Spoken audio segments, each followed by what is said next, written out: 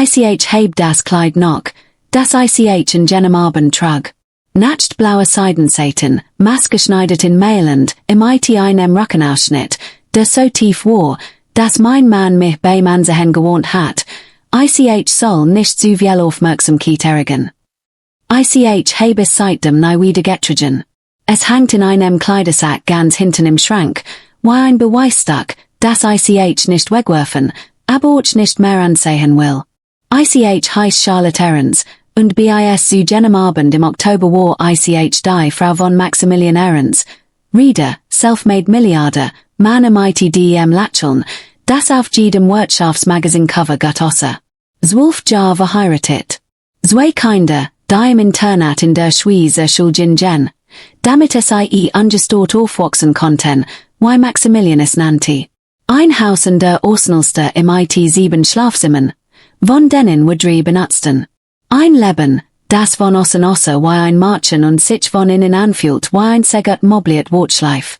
Der Ball war die jährlich Wohltätigkeitsgala der Herrin Stiftung, ausgerichtet im Hotel Atlantic, im IT-Blick auf die Alster, 500 Gast, Champagner, der Tore war als die mehrte mancher Menschen, ein Streichquartett, das Vivaldi spielte, während Kellner im IT-Silbertabletts durch die Mensch glitten. Ich hat den Abend organisiert, wie ich jeden dieser Band organisiert, bis es letzt Detail, die Tischkarten, die Blumenarrangements, sogar die Reihenfolge der Reden. Ich war gut darin. Ich war gut darin geworden, weil ich in den letzten Jahren wenig anders mehr zu tun hat, das sich wichtig anfühlt. Ich bemerkte es zuerst an Maximilians Telefon. Hat es die ganz nackt in der Innentasche seines Jacketts, was ein sich nichts Ungewöhnliches war.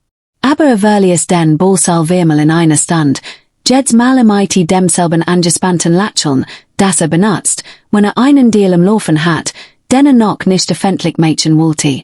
Ich kannte dieses Lacheln.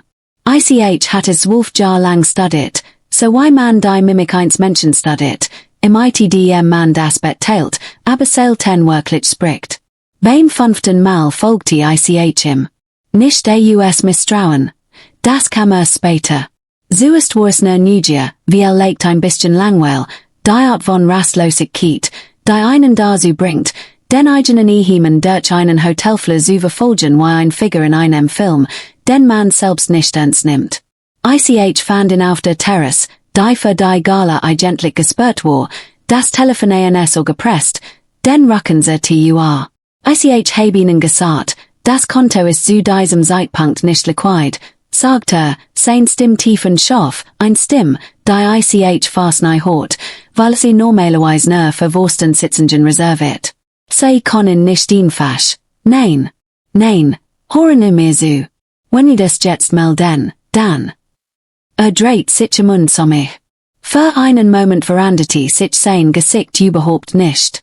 Das war es, was mich am meisten erschreckte, im Nachhinein, nicht das, was sagt, sondern wie Muhelose die Maske behielt, selbst als mich sah.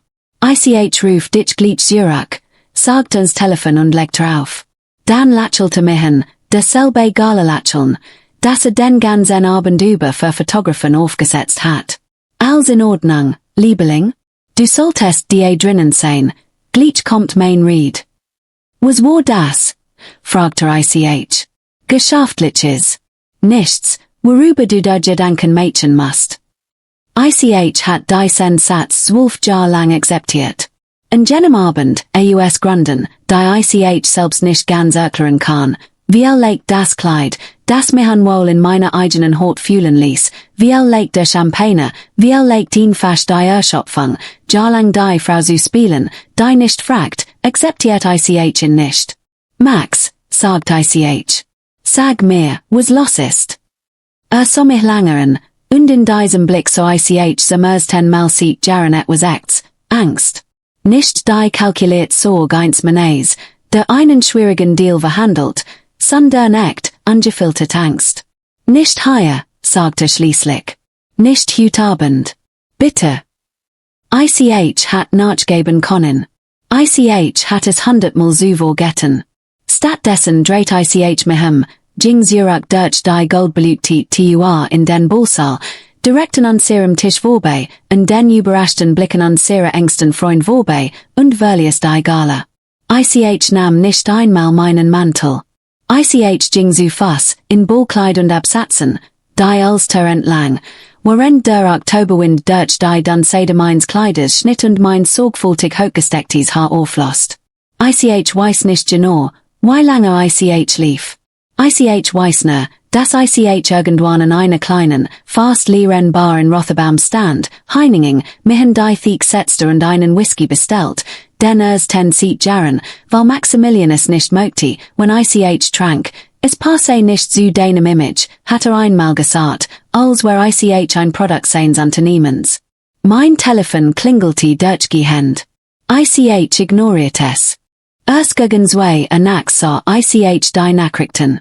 Nicht von Maximilian, von meiner Schwester Josephine, die als Wirtschaftsjournalistin arbeitet und die einzige Person in meinem Leben war, die mir noch ungeschminkt die Wahrheit sagt. Charlotte, ruf mich an. Sofort. Es geht Maximum. Ich rief Zurich, im sitzenden Handen, in dieser fremden Bar, während der Barkeeper anfing, Stühle hochzustellen. Die Herrins Reederei, sagt Josephine, wann am Schweif, steht kurz vor der Insolvenz. Es ist noch nicht offiziell, aber ich habe es von 2 unabhängigen Quellen. Es geht massiv Unterschlagung von Kundengeldern, dein Schattenkonto, das es seit Jahren benutzt hat, Verlust AUS fehlgeschlagenen Investitionen zu verstehen. Die Finanzaufsicht ermittelt bereits. Es wird morgen früh in der Presse sein.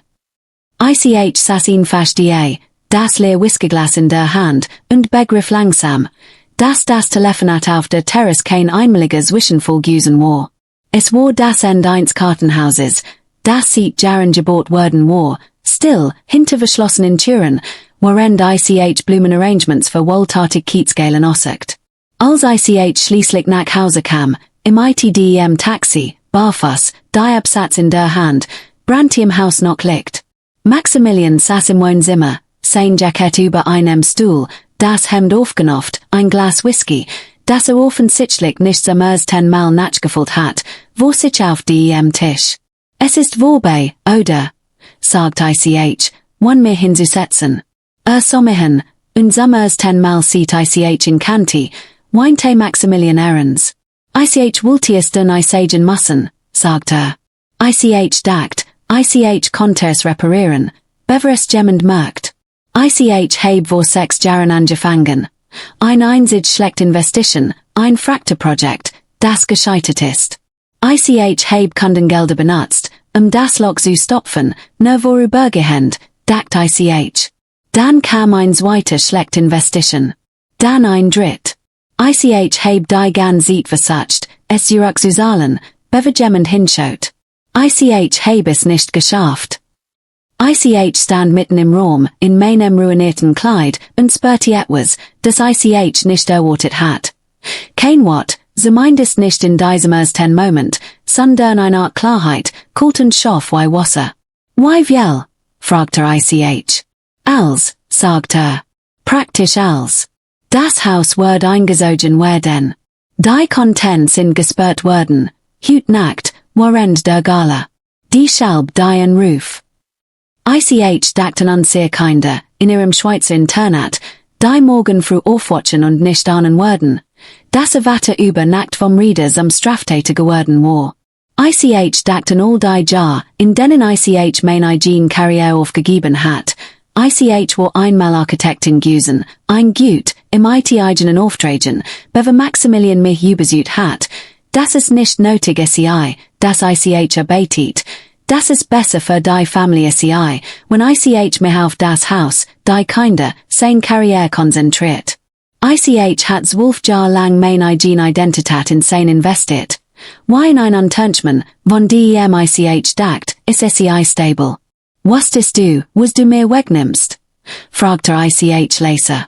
Nicht das Geld. Das Geld war nicht meins. Aber ich habe alles aufgegeben, den Frau zu sein. Und du hast es einfach, verschwendet. Verbrannt. Für ein Lüge, die du 6 Jahre lang aufrecht erhalten hast. Hat kein Antwort. Es gab kein. In den folgenden Wochen Brachal zusammen, systematisch, öffentlich, nadenlos. Die Presse berichtet täglich. Das Haus an der Alster wird von Ermittlern durchsucht, versiegelt, schließlich verkauft, einen Bruchteil der Schulden zu decken. Hemmelige Freund, Menschen, die jahrelang an ihrem Tisch gesessen, an ihren Champagner getrunken hatten, riefen nicht mehr. Maximilian wird wegen Untrue und Betrug angeklagt. Ich saß im Gerichtssaal, nicht als sein loyale Ehefrau, sondern als Zeugen, weil die Staatsanwaltschaft wissen wollte, was ich gewusst hat. Ich hat nichts gewusst. Das war das Bitterste an der ganzen Sache. Ich hat mein gesamtes Erwachsenenleben in ein Ehe-System investiert, das komplett auf Geheimhaltung basiert, und ich hat es nicht einmal gemerkt, weil ich so beschäftigt gewesen war, die perfekt Fahrschade eines perfekten Lebens zu pflegen. Mein Kinder, Sophie und Anton, mussten das Internat verlassen. Sie zogen zu mir, in ein klein Mietwohnung in Eppendorf, die Drittstelle, und der wir nach dem Zusammenbruch wohnten. Ich erinnere mich an den ersten Abend dort, weil wir zu dritt auf dem Boden saßen, weil wir noch kein Möbel hatten, und Pizza aus Karten aßen, und weil Anton, mein 12-Jähriger, plötzlich zu lachen anfing, nicht Bossheit, sondern weil die ganze Situation so absurd war, wirklich in dem Leben, das wir kannten. Weißt du was, Mama? Sagt er. Das ist irgendwie lustiger als das Großhaus. Ich weinte in dieser Nacht, nachdem die Kinder schliefen, aber es waren nicht nur Tränen der Trauer. Es war auch etwas anders, Erleichterung, so seltsam das klingt. Die Last, die perfekt Fahrschade aufrecht zu erhalten, war weg. Ich muss niemandem mehr etwas beweisen. Ich nahm mein Architektenlizenz wieder auf. Es dauert Monate, mich wieder einzuarbeiten, die Software zu lernen, die sich in 12 Jahren komplett verändert hat, mich bei kleineren Büros zu bewerben, die zu nachsogeten, eine Frau einzustellen, deren letzter beruflicher Eintrag über ein Jahrzehnt zurücklag.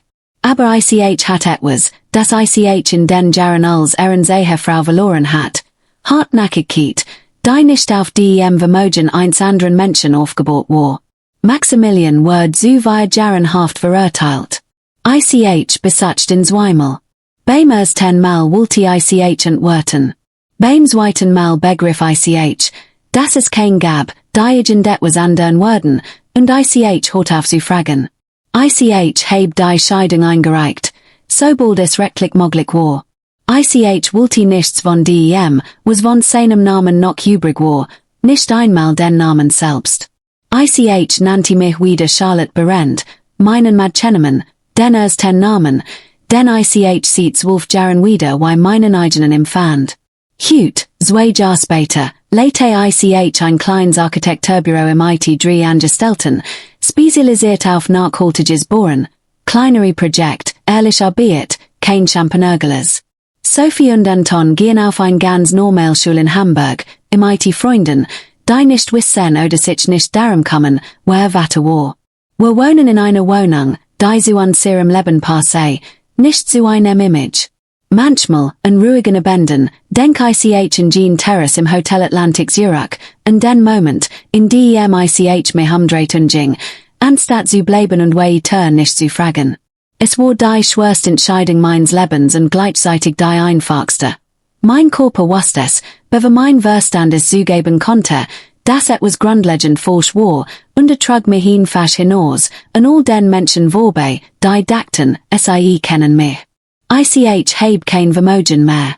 Aber ich heb mich selbst zurückbekommen, und das war, was sich herstellte, das einzig, was mir wirklich gehört hat.